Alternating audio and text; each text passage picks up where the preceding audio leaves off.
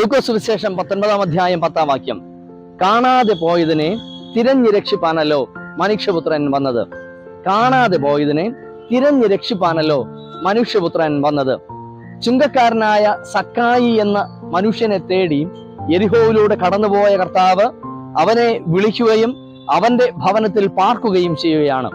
സക്കായി തന്റെ കുറവുകളെല്ലാം ഉണർന്ന് കർത്താവിനോട് നിലവിളിക്കുമ്പോൾ, തന്റെ പാപത്തെ ദൈവസന്നിധിയിൽ സമർപ്പിച്ച് പശ്ചാത്തപിക്കുമ്പോൾ ക്രിസ്തു പുരുഷാരത്തോട് പറയുന്ന വാക്കാണിത്: കാണാതെ പോയതിനെ തിരഞ്ഞ് രക്ഷിപ്പാനല്ലോ മനുഷ്യപുത്രൻ വന്നത്. ആരാണ് കാണാതെ പോയവർ? എവിടെയാണ് നഷ്ടമായി പോയവർ? ലൈബ്രറിയുമായി ബന്ധപ്പെട്ട് സാധാരണ പറയുന്ന ഒരു വാചകമുണ്ട്: the misplaced book is lost. സ്ഥാനം മാറിയിരിക്കുന്ന പുസ്തകങ്ങൾ നഷ്ടപ്പെട്ട പുസ്തകങ്ങൾക്ക് തുല്യമാണ്. നമുക്കറിയാം, ഒരു ആധുനിക ലൈബ്രറിയിൽ പുസ്തകങ്ങൾ വളരെ സിസ്റ്റമാറ്റിക് ആണ് അടുക്കി വച്ചിരിക്കുക. ഏതൊരു വ്യക്തിക്കും ആ പുസ്തകങ്ങളുടെ ഇടം വേഗത്തിൽ കണ്ടെത്തുവാൻ കഴിയുന്ന വിധത്തിലാണ് അതിന്റെ ക്രമീകരണം. എന്നാൽ ചിലപ്പോഴൊക്കെ ഈ പുസ്തകങ്ങൾ ഇരിക്കേണ്ടുന്ന ഇടങ്ങളിൽ നിന്ന് മാറിയിരിക്കാറുണ്ട്.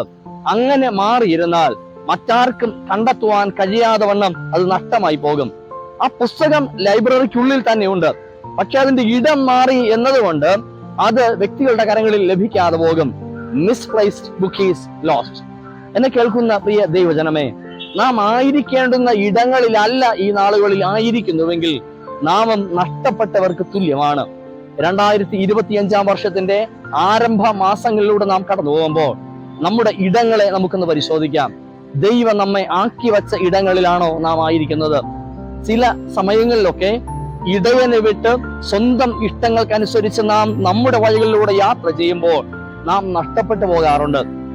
ചിലപ്പോഴൊക്കെ ദൈവത്തിൽ നിന്നും പിതാവിൽ നിന്നും നമുക്ക് കിട്ടേണ്ടുന്ന നന്മകളെല്ലാം നാം നേടിയിട്ട് ദൈവത്തിൽ നിന്നും അകന്നു പോകുമ്പോഴും നാം നഷ്ടപ്പെട്ടു പോകാറുണ്ട്. നാം നഷ്ടപ്പെട്ടവരാണ് എങ്കിൽ ഇടയന്റെ അരികിലേക്ക്, പിതാവിന്റെ അരികിലേക്ക് മടങ്ങി വരുവാൻ കഴിയണം. കാരണം സ്ഥാനം മാറിയിരിക്കുന്നതും നഷ്ടപ്പെട്ടതിന് തുല്യമാണ്.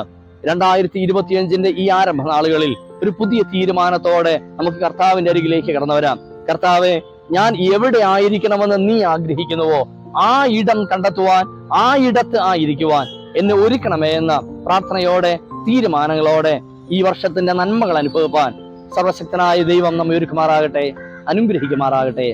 ആമേൻ.